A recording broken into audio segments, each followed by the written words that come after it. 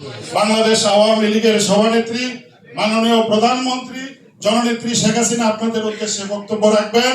তার আগে শুধু আমি একটা স্লোগান ধরবো, আপনারা সবাই একযোগে ধরবেন।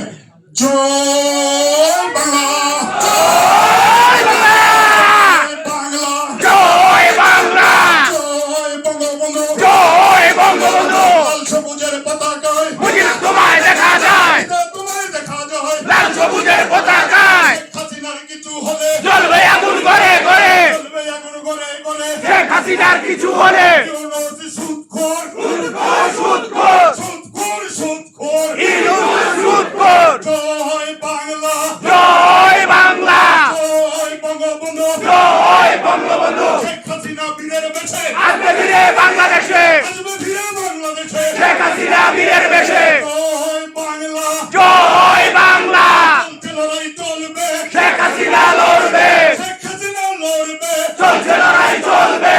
জয় বাংলা, জয় বাংলা। ধন্যবাদ সবাইকে। আপনারা দয়া করে ধৈর্য, কেউ কোনো আওয়াজ করবেন না। এখনই মাননীয় প্রধানমন্ত্রীর বক্তব্য শুরু হচ্ছে, সবাই ধৈর্য ধরে দাঁড়ান।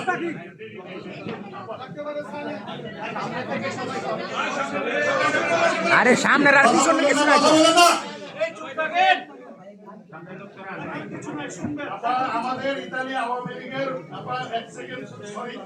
ইতালি আওয়ামী লীগের উদ্যোগে আয়োজিত আজকের এই সভায় ইতালির সকল প্রভিন্স নাপোলি, ভেনিস, পালেরমো, মিলানো এবং তোরিনো, লাস্পেসিয়া, পিজা, তোরিনো, বেরগামো, সারা ইতালিতে লোকজন এসছে। ওয়েদার খুব খারাপ, মুষলধারে বৃষ্টি হচ্ছে।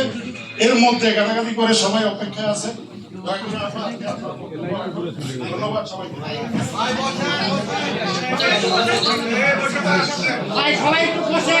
আরে বসার আর দাঁড়ানোর কিছু নাই তো, সব পণ্ডিত।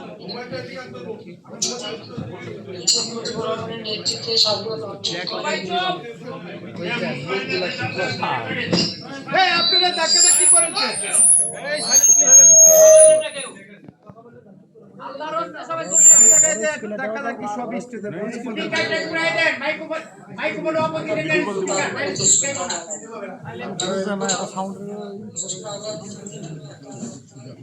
সেদিন আমরা হারিয়েছি জাতির পিতা বঙ্গবন্ধু শেখ মুজিবুর রহমানকে, একই সাথে আমার মা বেগম ফজিলাতুল ইসলামকে, আমার ছোট তিন ভাই মুক্তিযোদ্ধা ক্যাপ্টেন শেখ কামাল, মুক্তিযোদ্ধা লেফটেন্যান্ট শেখ জামাল এবং আমার ছোট্ট ভাইটি যার বয়স মাত্র 10 বছর, সেই রাজকে আমরা হারিয়েছি। তাদের আত্মার মাগফিরাত কামনা করি। কামাল জামালের নবপরিত বধূ এবং আমার চাচা, একমাত্র চাচা শেখ আবু নাসের মুক্তিযোদ্ধা সহ 15 আগস্ট যারা শাহাদাত বরণ করেছেন, সকলকে আমি স্মরণ করি। বাঙালি জাতির অধিকার প্রতিষ্ঠা আন্দোলন করতে গিয়ে ভোট ও ভাতের অধিকার, ষড়যন্ত্রের বিরুদ্ধে আন্দোলন এবং গণতন্ত্র যা ক্যান্টনমেন্টে বন্দী ছিল, যে জনগণের ক্ষমতা জনগণের হাতে ফিরিয়ে দেওয়ার জন্য বাংলাদেশ আওয়ামী লীগ যে সংগ্রাম করে গেছে, সেই সংগ্রামে আওয়ামী লীগ, যুবলীগ, ছাত্রলীগ, কৃষক লীগ, শ্রমিক লীগ সহ অগণিত এবং 14 দলীয় নেতা অনেকে জীবন দিয়েছে। এইবারে যখন সেই একটা অবৈধভাবে ক্ষমতা দখল করবার বৃহৎ চক্রান্তের মধ্য দিয়ে ক্ষমতা পরিবর্তন করার যে চক্রান্ত, তার ফলে আওয়ামী লীগ, পুলিশ, সাংবাদিক, সাংস্কৃতিক কর্মী সহ যারা ছাত্র, শিক্ষক, যাদেরকে নির্বিচারে পরিকল্পিতভাবে হত্যা করা হয়েছে, আমি তাদের আত্মার মাগফিরাত কামনা করি।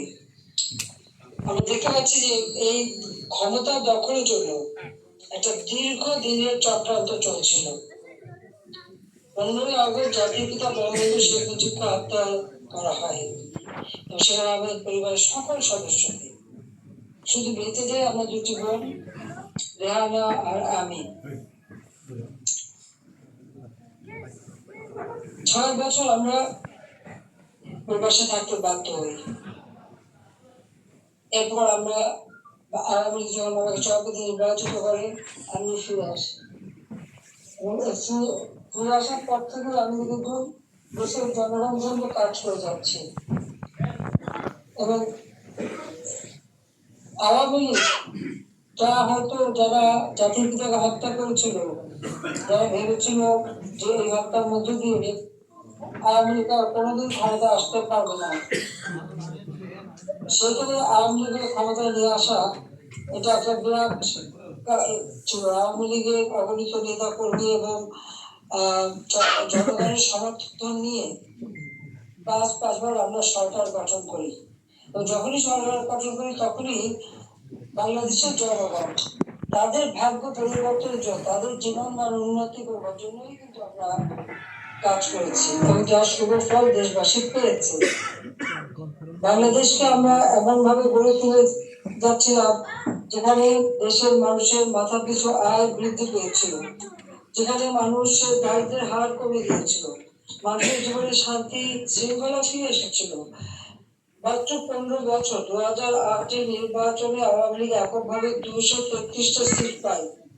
আওয়ামী লীগ যদিও আমরা যৌথভাবে আমাদের মহাজোট এবং 14 দলের জোট নিয়ে আমরা সরকার গঠন করি, কিন্তু আওয়ামী লীগ এত সিট পাওয়ার পরও সকলের সঙ্গে মিলেই আমরা কাজ করা শুরু করি, এবং বাংলাদেশের অর্থনৈতিক উন্নতি এবং রাজনৈতিক সামাজিক অধিকার নিশ্চিত করা, এটাই আমাদের লক্ষ্য। বাংলাদেশের ইতিহাসে 2009 সাল থেকে 24 সালের আগস্ট পর্যন্ত এই দীর্ঘদিন বাংলাদেশে গণতান্ত্রিক ধারা অব্যাহত ছিল।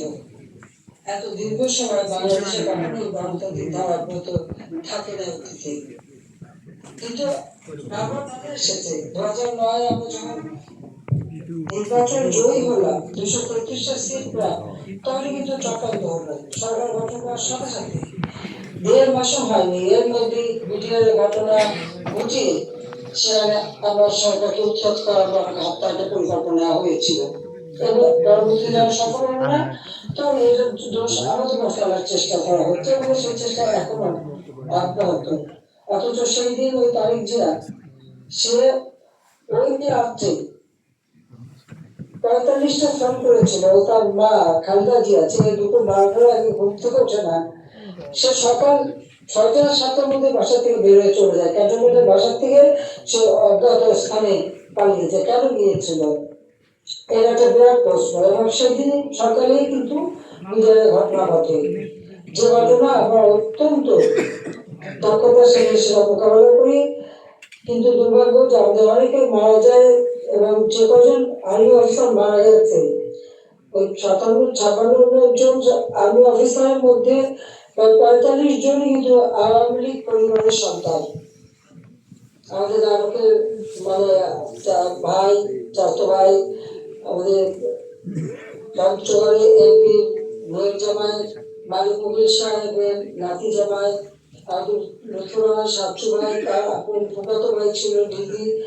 হিসেব করে দেখা যায় যেটার জন্য এই আওয়ামী পরিবারের সদস্যদেরকে নিজের রাখাটা একটা ডাম্পিং করারই প্রধান উদ্দেশ্য ছিল, এবং যা পরবর্তী তাদের এইভাবে হত্যা করা। আমরা সেই বিচারও করি, যুদ্ধ অপরাধীদের বিচার করি, যারা পাকিস্তানি হানাদার বাহিনীর সাথে দোষক ছিল।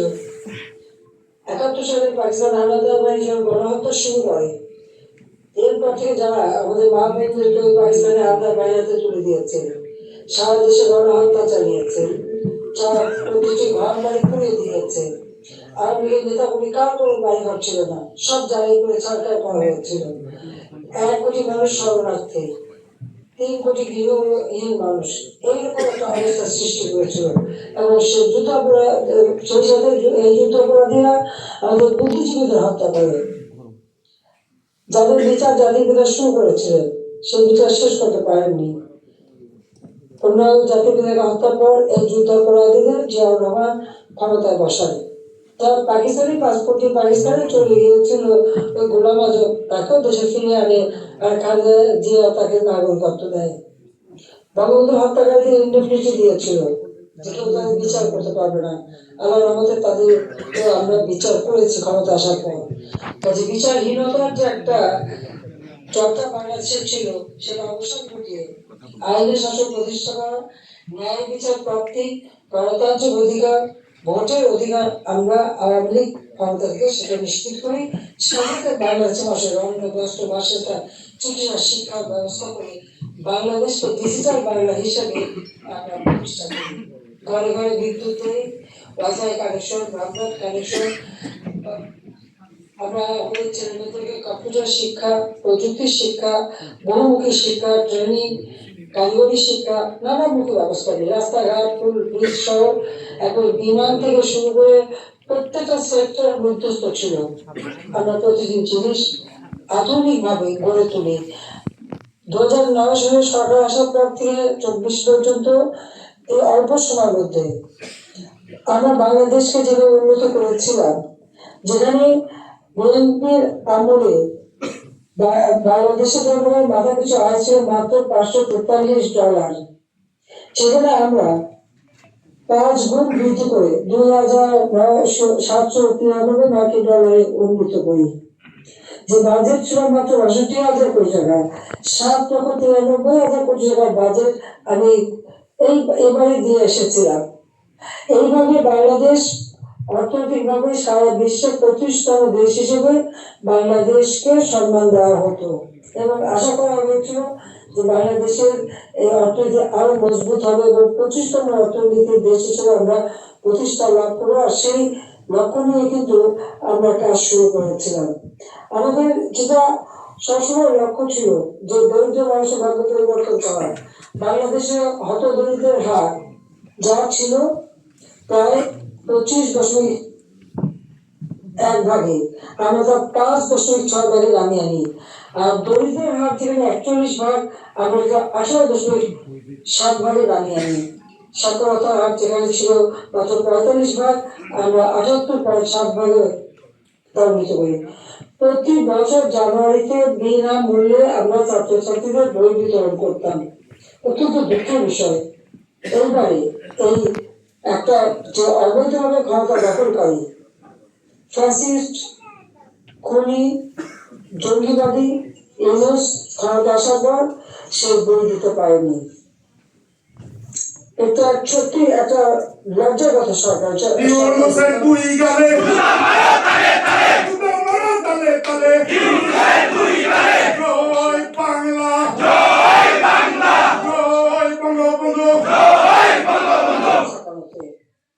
তার উপর তারা সংস্কার করবে।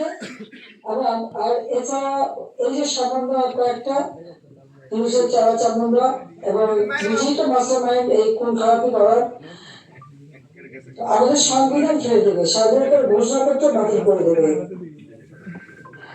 জাতীয় সঙ্গীত বাতিল করবে, নানা ধরনের উদ্ভট কথা শুনতে হয়।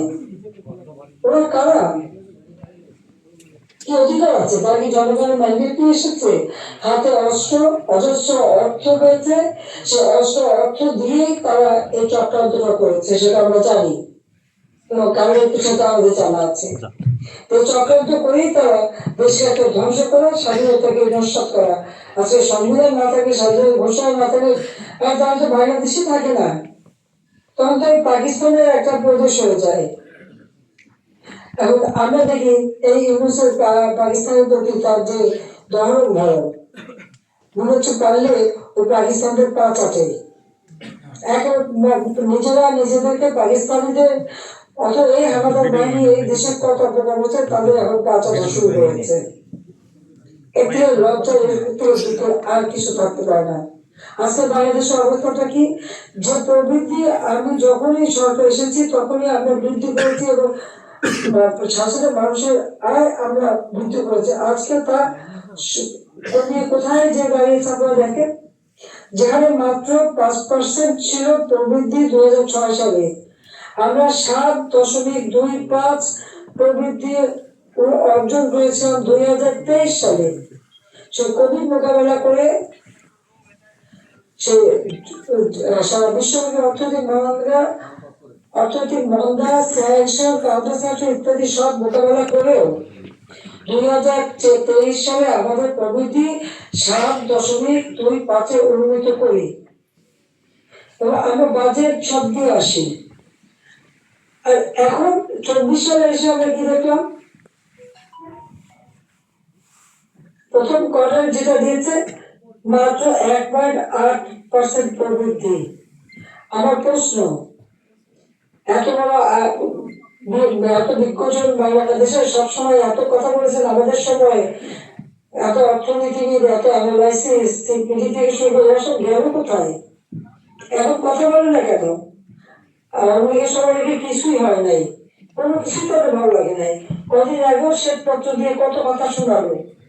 এখন আমার প্রশ্ন হচ্ছে, প্রবৃদ্ধি কেন অত কমে গেল? $26 বিলিয়ন আমরা রেখে আসছি আমাদের রিজার্ভে, গেল কোথায় সে অর্থ?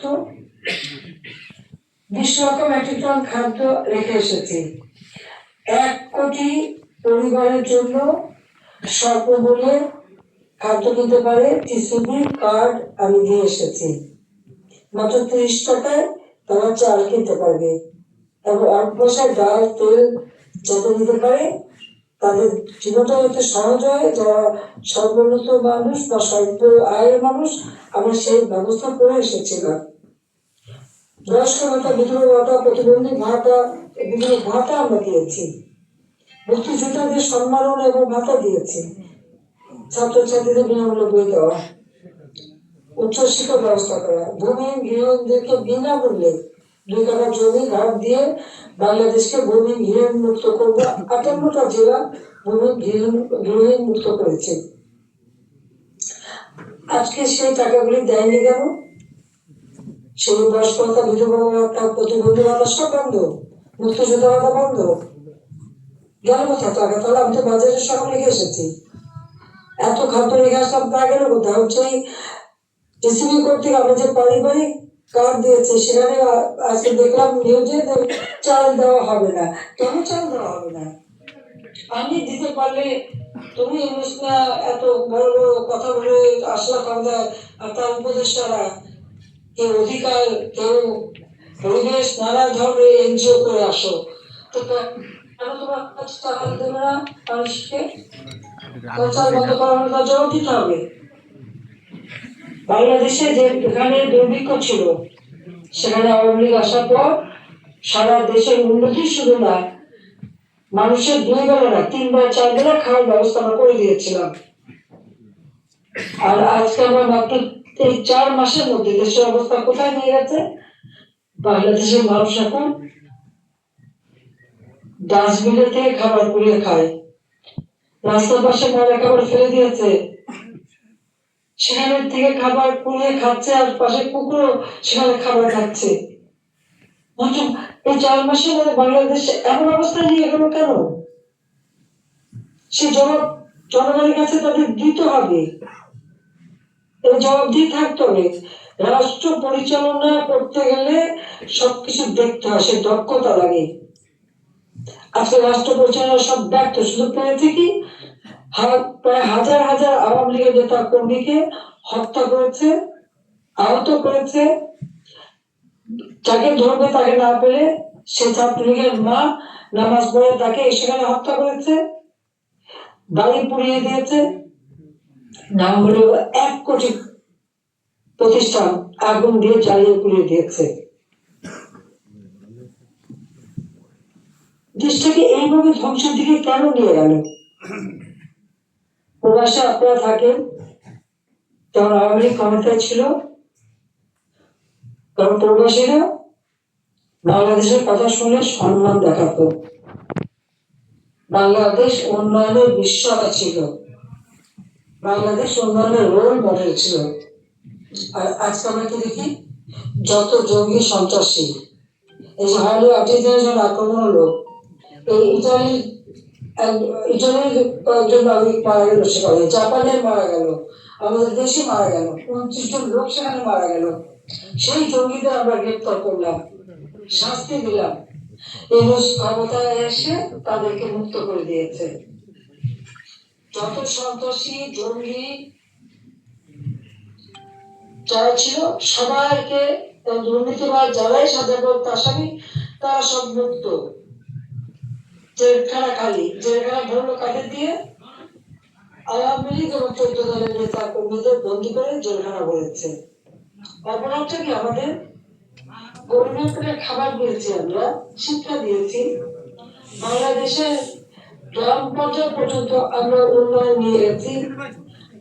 আমার গ্রাম আমার শহর, গ্রামকে তো শহরে রূপান্তর করার আমরা সাফল্য অর্জন করেছি। তাহলে আমাদের অপরাধ কোথায়? নির্বাচনে জনগণ আমাদের ভোট দিয়েছে, নির্বাচন যাতে না হয় তার জন্য চক্রান্ত করা হয়েছিল।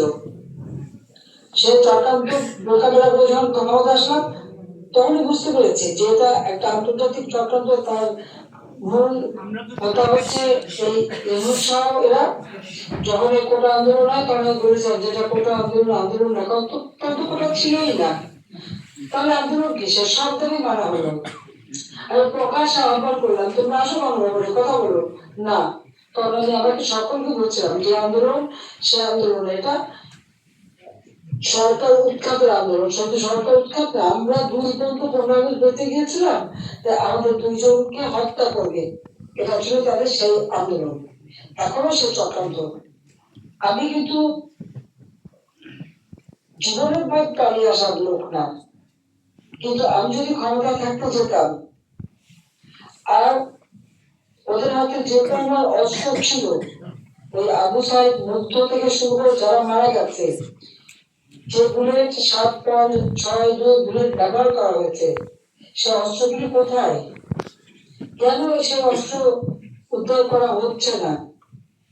আমি যৌথ বাহিনী এবং আছে, সেনাবাহিনীও আছে মাঠে, র্যাব আছে, পুলিশ আছে, 450 পুলিশ স্টেশন পুড়িয়ে দিয়েছে, পুলিশদেরকে ভিতরে ফেলে পুড়িয়েছে এবং পুলিশদেরকে হত্যা করেছে। তা একজন সমন্বয়ক এক চালা সে নিজে মুখেই বলেছে যে যদি পুলিশ না মারত আর পেট্রোলে আগুন না দিত তাহলে বিপ্লব সফল হতো না।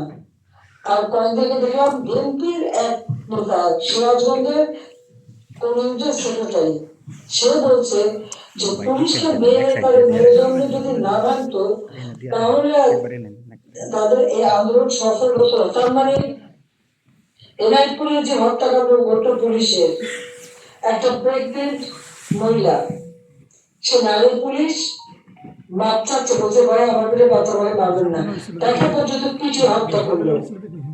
তবে এরা তো স্বীকার করতেছে তারাই হত্যা করেছে। এদের কিন্তু আইনের ব্যবস্থা হয় না কেন? আওয়ামী লীগের প্রায় 30,000 মতো মামলা, কয়েক লক্ষ আসামি, সব আওয়ামী লীগের সব নেতা কর্মী, আওয়ামী লীগ, ছাত্রলীগ, সহযোগী যুবলীগ, শ্রমিক লীগ, কৃষক যারাই আছে, মহিলা লীগ, সবাই সব হত্যা মামলা দিয়ে আমাদেরকে মামলা দিয়ে রেখেছে। পাথর ঘর বাড়ি পুড়িয়ে জ্বালাও পোড়াও, এমপি হোস্টেল থেকে শুরু করে সকলের নেতাদের বাড়িঘর একেবারে তৃণমূল পর্যায় পর্যন্ত, ইউনিয়ন পর্যায় পর্যন্ত এই হামলার শিকার মামলা। আর যারা অপরাধী তাদের ধরে না। এই হলো বাংলাদেশের এখনকার চিত্র। এরপর সমানে টাকা ছাপাচ্ছে, অনেক শর্ত মেনে ঋণ নিয়ে দেশের মানুষের ইনভেস্ট হচ্ছে, তার উপর আবার দিল। একে তো জিনিসের দাম বেশি, প্রবৃদ্ধি নেমে গেছে 1%, মূল্যস্ফীতি 14%-এর উপরে, যেটা আমরা 8-9-এর মধ্যে ধরে রেখেছিলাম। আর বিনামূল্যে আমরা তো খাদ্য দিচ্ছিলাম, টাকা দিচ্ছিলাম, স্বল্প টাকা খাবার দিচ্ছিলাম, মানুষ বেঁচে ছিল, খাবারের হাহাকার তো ছিল না। ওই মধ্যে আমরা অল্প করে খাবার দিতাম, এখন চাল দিতে পারবে না, এটা দিতে পারবে, ওটা দিতে পারবে, তার উপর আবার ভ্যাট ট্যাক্স বসালো। পার্লামেন্ট বা আইন করা ছাড়া কখনো ট্যাক্স বসানো যায় না, ট্যাক্স কমানো যায়, এসআরও দিয়ে নির্বাহী ক্ষমতা বলে ট্যাক্স কমানো যায়, কিন্তু ট্যাক্স বসাতে গেলে, কর আরোপ করতে গেলে আইন লাগে, পার্লামেন্টে পাস করতে হয়। এই নোবেল লরেট কি তাও জানে না? সেটুকু জ্ঞানও নাই, বা তার যে অর্থ উপদেষ্টা সে কি এগুলি খুব জানে না? আর সমাজে যে টাকা ছাপানো, আমি 15 বছরে যে পরিমাণ টাকা না ছাপানো হয়েছে, মাত্র 3 মাসের মধ্যে তার কয়েক গুণ বেশি টাকা ছাপিয়ে ছাপিয়ে তারা কি করছে? এত টাকা কোথায় গেল টাকা? আচ্ছা, ভ্যাট দেওয়ার পরে কি হচ্ছে? সকল রেস্তোরাঁ থেকে বসে শুরু করে মানে মোবাইল ফোন, তার উপরে ইন্টারনেটের উপরে মানুষের পোশাক পরিচ্ছদ, ফলমূল তৈরি তরকারি যা কিনতে চায় সবকিছুর উপর ট্যাক্স বসানো, এমনকি ঔষধ সে স্থানীয় যে ব্যবসায়ী ও সেইখানেও ভ্যাট বৃদ্ধি করা হয়েছে। ঔষধও যে মানুষ সস্তায় খাবে তাও না, সামনে রোজা, খাবার দাবার, ঈদ উৎসব সব মানুষের শেষ হয়ে যাবে। বাজার দোকানে কিনতে গেলে যেখানে 5% ভ্যাট ছিল আমরা দিয়েছিলাম সেখানে 15%, কোথাও 60% করে রেখে দিয়েছে। এত হারে এভাবে বাড়ানোর অর্থটা কি? সাধারণ মানুষের পকেট খালি, আর ইউনুস আর তার চেলা চামুন্ডা আর উপদেষ্টা তাদের পকেট ভারী। শেয়ার মার্কেট তো শেষ। এভাবে একটা দেশকে ধ্বংসের দিকে তারা ঠেলে নিচ্ছে। সামনে রোজা, আমি জানি না এবার রোজার কি অবস্থা হবে। প্রত্যেকটা ব্যবসায়ীকে হয়রানি করা হচ্ছে, মামলা দেওয়া হচ্ছে, তাদের উপর জুলুম চলছে, এলসি করতে পারছে না, তো আমদানি বা রপ্তানি ঠিক মতো করতে পারছে না। ব্যাংকগুলির ওই একই অবস্থা, এমন অবস্থা হচ্ছে যে ব্যাংকগুলি সব দরিদ্র হয়ে যাবে। আমরা যেখানে সবকিছু অত্যন্ত চমৎকার ভাবে পরিচালনা করেছিলাম, মানুষের ভিতরে একটা আনন্দ ছিল, একটা স্বস্তি ছিল, নিরাপত্তা বোধ ছিল, আজকে সেখানে মানুষ শান্তিতে ঘুমাতে পারে না, নিরাপদে চলতে পারে, চুর ডাকাতি প্রত্যেকদিন। আজকেও আপনার খবর নিয়ে দেখেন সেই মগবাজারের দিকে একটা মানুষ ঘরের মধ্যে তাকে কুপিয়ে নিয়ে এসেছে। গতকালকে পরশুদিন বরিশালে আমাদের যুবলীগের নেতাকে এমন ভাবে কুপিয়েছে, টাকা চাঁদা চেয়েছে, দিতে পারেনি, মেরে দিয়েছে। আজকে ঠিক একই ঘটনা ঢাকা শহরে ঘটেছে। সারা বাংলাদেশে প্রতিদিন মানুষ হচ্ছে। এই যে জঙ্গিদের ছেড়ে দেওয়া আর এই যে যাদেরকে লালন পালন করে যাদেরকে অস্ত্র তুলে দিয়েছে এই সন্ত্রাসী কর্মকাণ্ডের জন্য, এই বুঝতে প্রায় 1000 মতো মোটরসাইকেলই কিনে দিয়েছে এই আন্দোলনের নামে, যেখানে সেখানে চালা ভাঙচুর যাতে করতে পারে। আর নয় প্রতিবাদ, এবার হবে প্রতিবাদ, এবার হবে প্রতিশোধ, আর নয় প্রতিবাদ, আর নয় প্রতিবাদ, এবার হবে প্রতিশোধ, এবার হবে প্রতিশোধ, আর নয় প্রতিবাদ। তাদের সবাইকে ব্যবহার করা হচ্ছে। তো এই অবস্থায় দেশটা আজকে ধ্বংসের শেষ প্রান্তে নিয়ে গেল কেন? আমি দিন রাত পরিশ্রম করেছি, পরিশ্রম করে বাংলাদেশটাকে একটা মর্যাদা নিয়ে এসেছিলাম, একটা উন্নয়নের পথে নিচ্ছিলাম, ডিজিটাল বাংলাদেশ গড়েছি। এবং 2020 সালে যখন জাতির পিতা জন্মশতবার্ষিকী, 2021 সালে যখন আমরা স্বাধীনতা সুবর্ণ জয়ন্তী পালন করি, তখনই আমাদের যে রূপকল্প 2021 সেটা সফল বাস্তবায়ন করে বাংলাদেশ আমরা উন্নয়নশীল দেশের মর্যাদা পেয়েছিলাম। যেখানে জাতির পিতা যুদ্ধ বিধ্বস্ত দেশ গড়ে তুলে মাত্র 3 বছর 7 মাসের মধ্যে বাংলাদেশকে সর্বোন্নত দেশ করে রেখে যান, এরপর তো বাংলাদেশ এগোতে পারেনি। আওয়ামী ক্ষমতা আসার পরেই না বাংলাদেশ এগিয়েছে এবং আমরা উন্নয়নশীল দেশের মর্যাদা পেয়েছি। উন্নয়নশীল দেশের মর্যাদা পেয়ে সেটা বাস্তবায়নের জন্য আমি কমিটি করেছি, সেখানে আমাদের কার্যক্রম শুরু হয়েছে। পাশাপাশি 2021 থেকে 41 সালের মধ্যে স্মার্ট বাংলাদেশ, উন্নত সমৃদ্ধ স্মার্ট বাংলাদেশ গড়ে তোলার পদক্ষেপ নিয়েছি, প্রত্যেক পরিকল্পনা প্রণয়ন করেছি। আজকে সবকিছু শেষ করে দিল, ভবিষ্যৎও শেষ, বর্তমানও শেষ। কোথায় যাবে দেশের মানুষ? হ্যাঁ, বারবার হত্যার চেষ্টা করা হয়েছে আমাকে, 21 আগস্ট গেলে হামলা করা হলো, তার আসামি সেই 2007 সালে যখন তত্ত্বাবধায়ক সরকার তদন্ত করে এবং বিচার শুরু হয়, সেই বিচারে যারা সাজাপ্রাপ্ত তাদেরকে মুক্তি দিয়ে দিয়েছে এবং তাদের কাউকে আবার উপদেষ্টাও করে ফেলেছে। বিচারে যারা হত্যাকাণ্ড করেছিল তাদের বিচার করেছে এবং তাদেরকেও জামিন দিবে, তাদেরকেও ছেড়ে দিবে, সেই প্রচেষ্টা। আর সব দোষ উল্টো আমাদেরকে চাপানোর চেষ্টা। সবকিছুতেই সব কে করছে? আওয়ামী লীগ। হ্যাঁ, আওয়ামী লীগের বড় দোষ আওয়ামী লীগ দেশ স্বাধীন করেছে। আওয়ামী লীগের বড় দোষ আওয়ামী লীগ গরিবত্ব ভাগ দিয়েছে, আওয়ামী লীগ দারিদ্র ভাগ করেছে, মানুষের জীবন মান উন্নত করেছে।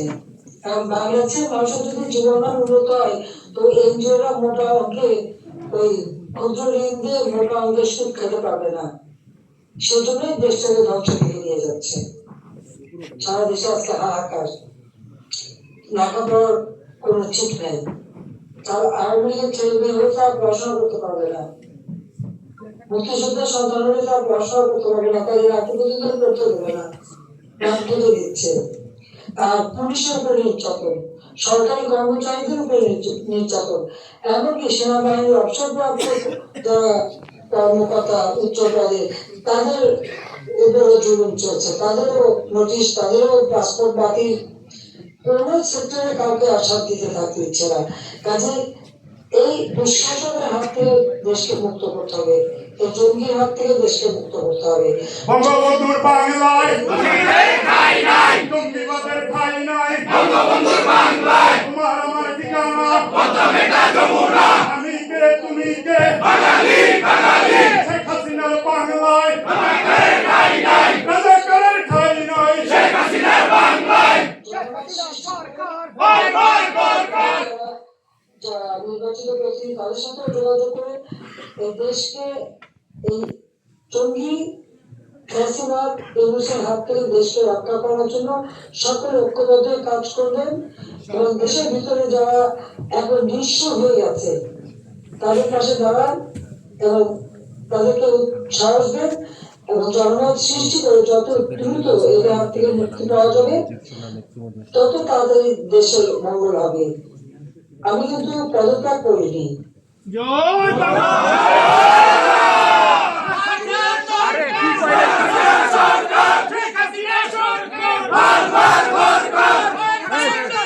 গুরুত্বপূর্ণ কথা কইতেছে তো না। গুরুত্বপূর্ণ কথা কইতেছে এটা বুঝে না নাকি? একজন দিলে শুধু আলমগীর ভাই। সেক্রেটারি একলা দেবে আর কেউ স্লোগান দেবেন না। গুরুত্বপূর্ণ কথা সময় ইয়ে করে। বা আমাদের মুক্তিযুদ্ধের চেতনায় আঘাত করেছে। বঙ্গবন্ধুর যেটা স্মৃতি জাদুঘরে আমরা রূপান্তর করেছিলাম, আমরা দুর্গত কিছু ভোগ করতে যাইনি, আমরা তো জনগণকে দিয়ে দিয়েছিলাম। বঙ্গবন্ধু মেমোরিয়াল ট্রাস্ট আমরা ছাত্রছাত্রীদের শিক্ষা বৃত্তি দিতাম, যারা আমাদের আহত নিহত নেতা কর্মী গ্রেনেড হামলায় আহত আমরা তাদেরকে আর্থিক সহায়তা দিতাম। কোভিডের সময় কোভিডের মানুষকে সাহায্য করার জন্য এই ট্রাস্ট থেকে 5 কোটি টাকা দিয়ে প্রধানমন্ত্রী কার্যালয়ে একটা ফান্ড তৈরি করে দিই। ভূমিহীন গৃহহীন মানুষের ঘর করার জন্য জমিটা প্রজেক্টের টাকা ধরা ছিল না, বঙ্গবন্ধু মেমোরিয়াল ট্রাস্টের থেকে 5 কোটি টাকা দিয়ে একটা ফান্ড তৈরি করে দিই। তাতে অনেকে ব্যবসায়ী অনেকে আবার অনুদান দেন, যার মাধ্যমে আমরা ভূমি কিনে গৃহহীন ভূমিহীন মানুষের ঘর করে দিতাম। বঙ্গমাতা হসপিটাল, সে হসপিটালও তারা আক্রমণ করেছিল, যেটা মালয়েশিয়া প্রাইম মিনিস্টার এবং আমি যৌথভাবে উদ্বোধন করি এবং মালয়েশিয়া কিডনি যে হাসপাতাল তাই পরিচালনা করতে যৌথভাবে সেখানে থেকে টাকা দিয়ে একটা ফান্ড করা হয়। তখন অনেক লেবার তারা যাতে চিকিৎসা পায় তার জন্য যখন অ্যাক্সিডেন্ট হলে সাথে সাথে চিকিৎসা করা যায়, টাকার জন্য চাপ না দেওয়া যায়, তার জন্য ট্রাস্টের থেকে টাকা দিয়ে একটা আলাদা ফান্ড করে দেওয়া ছিল, অন্তত এও টাকা দিয়ে তারা চিকিৎসার ব্যবস্থা করতে পারত। সেটা আমরা করে দিয়েছিলাম। সেখানে নার্সিং স্কুল করা হয়েছে, একটা মেডিকেল কলেজ করার জন্য আমরা কাজ শুরু করেছি, তার জন্য ফান্ড আমি জোগাড় করে রেখেছিলাম। বঙ্গবন্ধুর একটা লাইব্রেরি স্মৃতি জাদুঘর করেছি, হল উন্নয়ন করে দিয়েছিলাম এবং পাশে একটা লাইব্রেরি কাজও আমরা শুরু করেছিলাম এবং শিশুদের জন্য বিশেষ করে শিশুদের লাইব্রেরি করা হবে। আজকে সব পুড়িয়ে দিয়েছে, সব পুড়িয়ে দিয়েছে, সব শেষ। সারা দেশটাকেই জ্বালিয়ে করে ছাড়খার, আর মানুষগুলো এখন পেটের ক্ষুধার জ্বালায় জ্বলছে, ক্ষুধার আগুনে মানুষ ছটফট করে। কাজে এদের হাত থেকে মুক্তি দেওয়ার জন্য যা যা করার সেটা করবেন ইনশাআল্লাহ। বাংলাদেশের মানুষকে পাশে দাঁড়িয়ে আবার তাদের কল্যাণে কাজ করে যাব এটাই। আপনারা সবাই মিলে কাজ করে যান। জানুয়ারি মাসের 10 তারিখে জাতির পিতা সেই পাকিস্তানি কারাগার থেকে সরে এসেছিলেন। দেশকে নিয়ে অনেক স্বপ্ন ছিল, সেই স্বপ্নগুলো আমরা বাস্তবায়ন করে বাংলাদেশকে কিন্তু উন্নয়নশীল দেশে উন্নীত করেছিলাম, কিন্তু আজকে সব শেষ করে দেওয়া হয়েছে।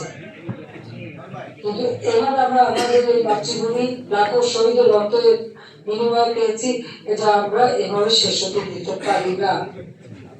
কাজে আজকে এই প্রত্যয় নিতে হবে, এই প্রতিজ্ঞা নিতে হবে যে জাতির পিতার আদর্শে মুক্তিযুদ্ধের চেতনায় এই বাংলাদেশকে উন্নত সমৃদ্ধ বাংলাদেশ হিসেবে আমরা ইনশাআল্লাহ করে তুলবো।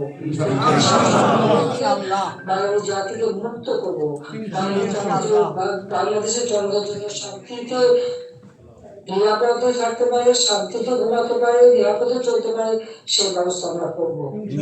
সমস্ত মামলা, মিথ্যা মামলা দিয়ে রেখেছে, এই মামলা প্রত্যাহার করতে হবে।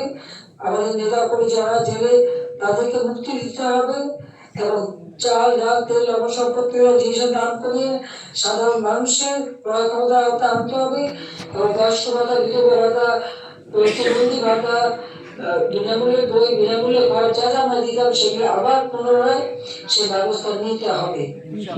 ওই 4 লক্ষ টাকা কম্বল বিলাতে 8 লক্ষ টাকা খরচ। আমরা বঙ্গবন্ধু এই প্রত্যাবর্তন দিবস হিসেবে আমি ছাত্রলীগ, আমাদের সহযোগী সংগঠন, কৃষক লীগ, যুবলীগ, শ্রমিক লীগ, সবাইকে আমরা নির্দেশ দিয়েছিলাম দরিদ্রের পাশে দাঁড়াবেন, শীত বস্ত্র বিতরণ করবেন। তার ঠিক সেই কাজটাই করেছে। আমাদের ওই 4 লক্ষ টাকার কম্বলে 8 লক্ষ টাকা হেলিকপ্টার ভাড়া করতে হয়নি। প্রায় এই যে আওয়ামী লীগের নেতাগুলো এই বাড়িতে মানুষকে সাহায্য দিয়ে আসছে, এবার তো আগ্রহ থাকবে। আমরা আছি মানুষের পাশে। আপনার কারণে আমাদের নেতাগুলো তো নিঃস্ব হয়ে গেছে, তাদের তো কিছু নেই, তারপরেও এখন এই দুঃসময় মানুষের পাশে তারা দাঁড়ায়। ওরা ছাত্রলীগ নিষিদ্ধ করে, ছাত্রলীগ নিষিদ্ধ করবে ওরা কারা? যার ক্ষমতা বৈধতা নাই, আর বৈধ সরকার এমনি যা অর্ডার দেবে সবই অবৈধ।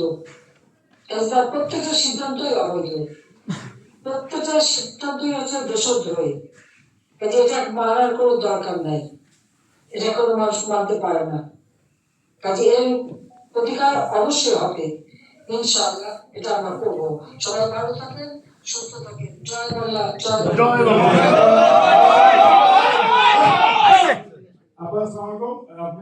আমি ইতালি আওয়ামী লীগের পক্ষ থেকে অসংখ্য ধন্যবাদ এবং কৃতজ্ঞতা জানাচ্ছি আমাদের সংগ্রামী সভাপতি বীর মুক্তিযোদ্ধা মাহতাব ভাই, আপনাকে একটু ধন্যবাদ দিয়ে আজকের এই সভা শেষ করার জন্য অনুরোধ জানাচ্ছি। আসসালামু আলাইকুম। আপনাকে অনেক ধন্যবাদ, অনেক সময় ধরে আপনার বক্তব্য দিয়েছেন এবং এখানে যারা পুরা ইটালি এবং ইউরোপ থেকে আসছেন তারা ধৈর্য সহকারে শুনেছেন। আমি আর সময় নষ্ট করতে চাই না। জয় বাংলা, জয় বঙ্গবন্ধু, জয় হোক দুঃখী মানুষের।